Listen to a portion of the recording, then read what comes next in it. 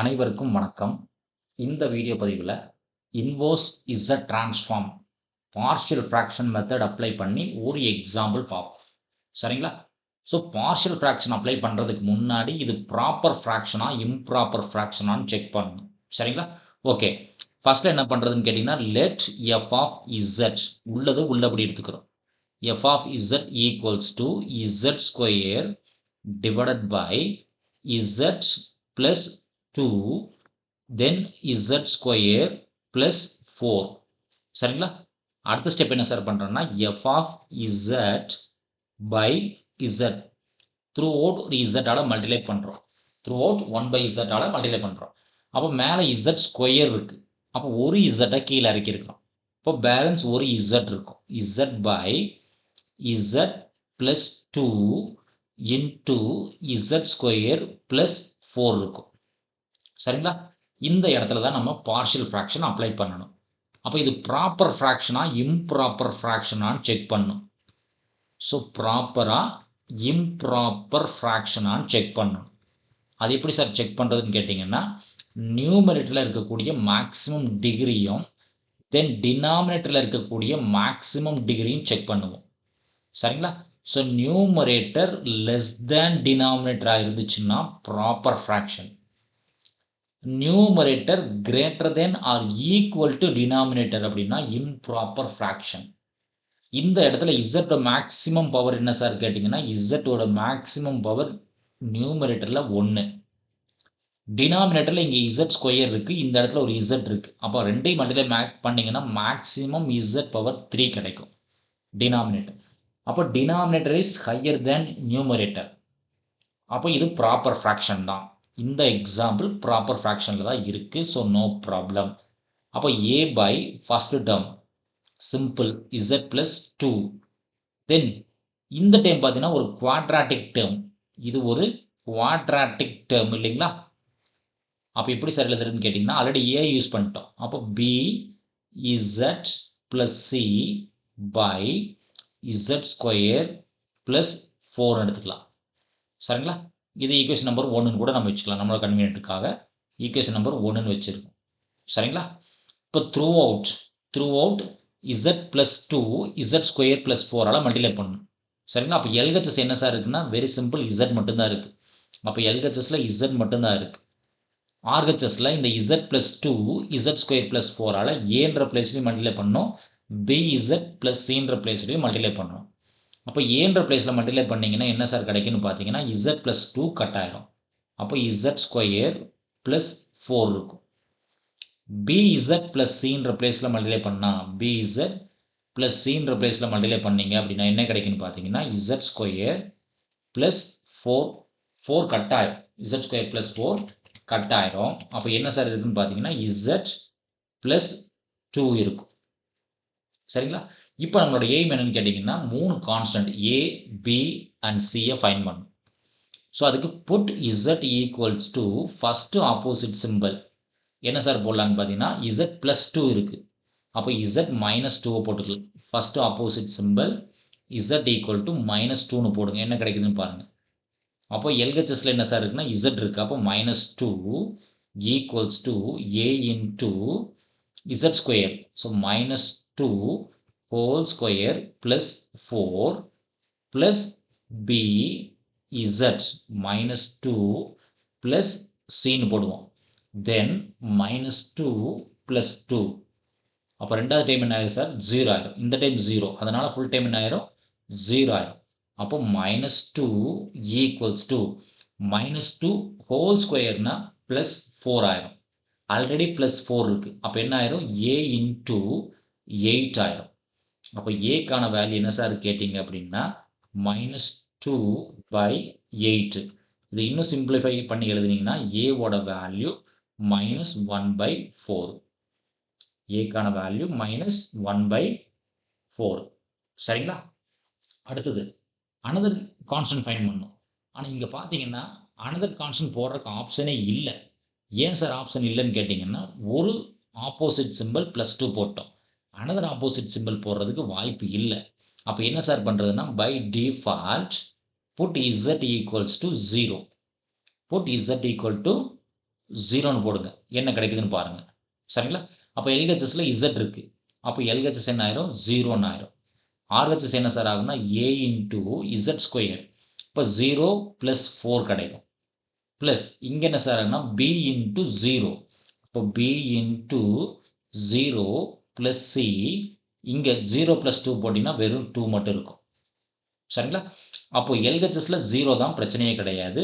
RHS வாங்க sir, 4A இருக்கும். இந்த இடத்துல 4A. Aக்கான வேல்யூ நமக்கு நல்லாவே தெரியும், -1/4. ஏன்னா Aக்கான வேல்யூ -1/4 ஃபைண்ட் பண்ணி வச்சிருக்கோம். Bக்கான வேல்யூ 0. அப்போ C கூட 2 மட்டும் இருக்கும். இப்போ பிளஸ் 2C மட்டும் இருக்கும். இல்லைங்களா? அப்போ இந்த 4ம் கட் ஆயிரும். இப்போ 0 ஈக்குவல்ஸ் டு -1 பிளஸ் 2Cன்னு கிடைக்கும். இல்ல 2C ஈக்குவல்ஸ் டு -1 இந்த பக்கம் வந்துச்சுன்னா +1 ஆயிரும். இல்லைங்களா? 2C -1 ஆப்போசிட் வந்துச்சுன்னா +1. இல்லைன்னா Cக்கான வேல்யூ என்ன சார்னா 1/2. Cக்கான வேல்யூ 1/2. சரிங்களா? அப்ப இன்னொரு கான்ஸ்டன்ட் ஃபைண்ட் பண்ணணும். சரிங்களா? 2 கான்ஸ்டன்ட் ஃபைண்ட் பண்ணிட்டோம். ஸோ 0வும் போட்டோம். அப்ப என்ன சார் பண்றதுன்னா, புட் Z ஈக்குவல் டு 1 போடலாம். இல்ல ஈக்குவேட்டிங் லைக் கோஎஃபிஷியன்ட் போடலாம். நம்மளோட கன்வீனியன்ட் தான் சார். ஸோ 1 போட்டா கொஞ்சம் ஈஸியா இருக்கு எனக்கு. So put Z equal to 1. Z பதிலா 1 போட்டுக்கிறேன். சரிங்களா? LHSல Z இருக்கு. அப்போ 1 ஈக்குவல்ஸ் டு A இன்டு Zக்கு 1 போட்டீங்கன்னா 1 ஸ்கொயர். 1 ஸ்கொயர்னா 1 தான் sir. So 1 square plus 4 plus B Zக்கு 1 போடுறோம். பிளஸ் C Zக்கு 1 போட்டீங்கன்னா 1 பிளஸ் 2ன்னு கிடைக்கும். சரிங்களா? இப்போ 1 ஈக்குவல்ஸ் டு 1 ஸ்கொயர் பிளஸ் 4. அப்போ இது 5 ஆயிரும். Aக்கான வேல்யூ நல்லாவே தெரியும், -1/4 பிளஸ் Bக்கான வேல்யூ தெரியாது எனக்கு. பட் Cக்கான வேல்யூ தெரியும், 1/2. இல்லைங்களா? இப்போ 1 பிளஸ் 2 என்ன ஆயிரும்? 3 ஆயிரும். சரிங்களா? இது அப்படியே ஒர்க் பண்ணி பாருங்க சார். இந்த பிளஸ் -1/4 கூட 5 இருக்கு இல்லையா? இது ஆப்போசிட்ல வந்துச்சுன்னா என்ன சார் ஆகும்? பிளஸ்ன்னு ஆயிரும். இப்போ 1 பிளஸ் 5/4 ஆயிரும். ஈக்குவல்ஸ் டு 3B பிளஸ் 1/2 இருக்கும். சரிங்களா? 3 இன்டு B பிளஸ் 1/2. இந்த டைம் எல்சிஎம் எடுங்க சார், என்ன கிடைக்குதுன்னு பாருங்க. 4 பிளஸ் 5 அப்போ 9/4 ஆயிரும். 9/4 equals to 3 into B plus 1/2 ஆயிரும். இந்த 3 ஆப்போசிட்ல வந்துச்சுன்னா என்ன சார் ஆகும்? டிவிஷனுக்கு வந்துடும். சரிங்களா? அப்போ B plus 1/2 equals to 9/3 into 4 ஆயிரும். சரிங்களா? எனக்கு என்ன சார் வேணும்? B மட்டும் தான் வேணும். அப்போ B மட்டும் ஒரு சைடில் வச்சுக்கங்க.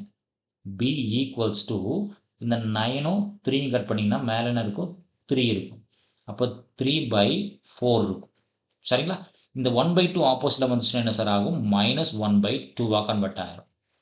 ஸோ மேலையும் கீழையும் 2 மல்டிப்ளை பண்ணிட்டேன்னா எனக்கு எல்சிஎம் எடுக்கிறதுக்கு ஈஸியா இருக்கும். சரிங்களா சார்? இப்போ கீழே டினாமினேட்டர் காமனா இருக்கு.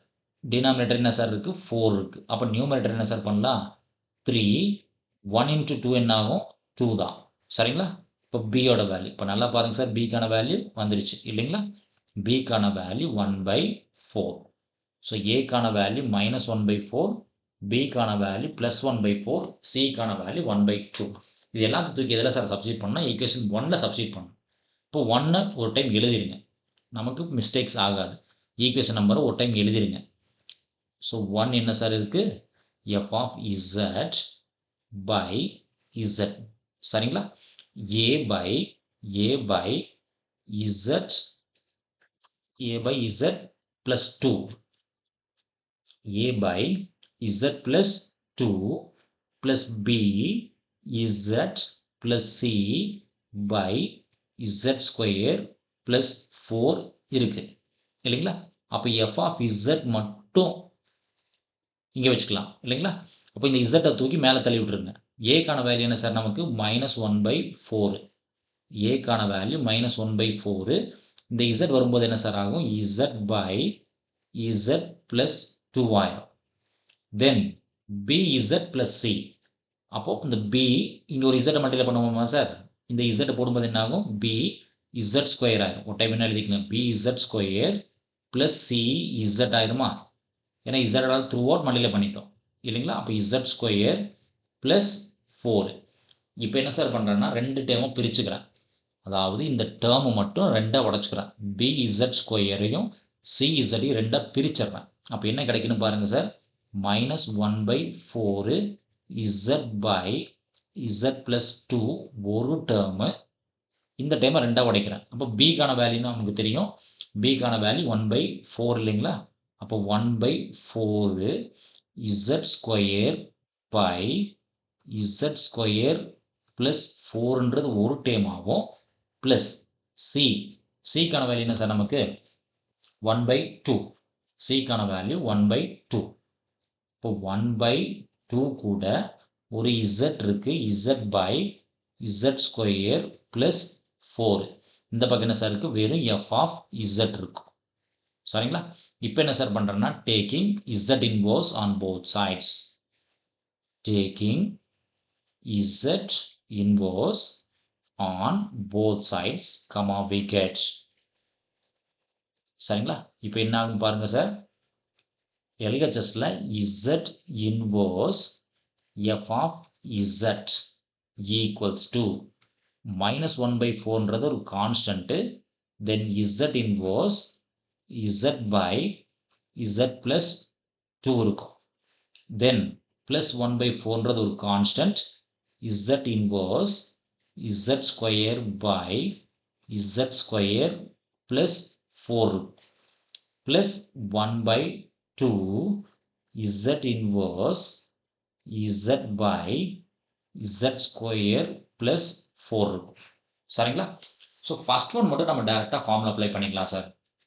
ஃபர்ஸ்ட் டேர்ம் மட்டும், அதாவது z inverse f of z ஓட value simply f of n இல்லைங்களா? இது நமக்கு ஈஸியாக தெரியும். தென் z by z ப்ளஸ் 2 இருக்கு இல்லைங்களா? அப்போ அதுக்கு நமக்கு ஈஸியாக தெரியும் 1/4. இதனோட வேல்யூ என்ன sir, very simple, -2 power n. இது எப்படி வந்து சார் கேட்டிங்கன்னா z ஆஃப் a பவர் n-க்கான வேல்யூ என்ன sir, z by z minus a. ஆனால் என் கையில் என்ன சார் இருக்கு, z by z ப்ளஸ் 2 இருக்கு. அதாவது z by z plus a இருக்கு. இந்த டேம் இந்த ஃபார்மேட்டில் மாற்றணும்னு ஃபீல் பண்ணீங்கன்னா z by z minus of minus ஏன்னு மாற்றிக்கலாம். அப்போ இதனோட ஆன்சர் என்ன சார் வரும், -a ஹோல் பவர் n. அந்த லாஜிக் படி தான் ஒர்க் பண்ணியிருக்கிறேன். சரிங்களா?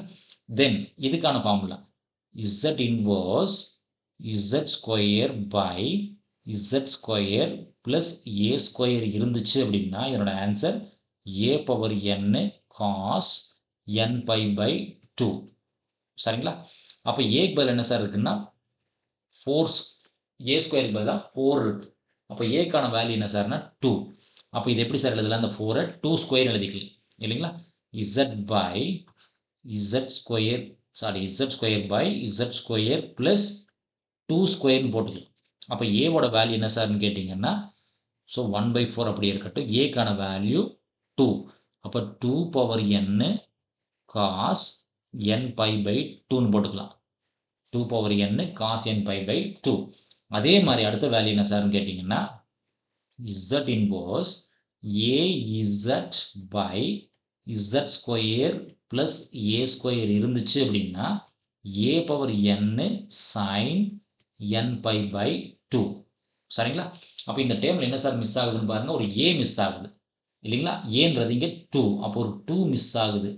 2-ஐ மல்டிப்ளை பண்ணிட்டேன், அதே சமயத்தில் ஒரு 2-ஐ டிவைட் பண்ணிட்டேன். சரிங்களா? Multiply and divide by 2. இப்போ என்ன சார் ஆகுதுன்னு பாருங்க, ப்ளஸ் 1/4 ஏக்கான value 2. So 2 power n sine n pi by 2. So இதுதான் நமக்கு தேவையான ரிசல்ட். சரிங்களா? நன்றி. மீண்டும் இன்னொரு வீடியோ பதிவில் பார்ப்போம்.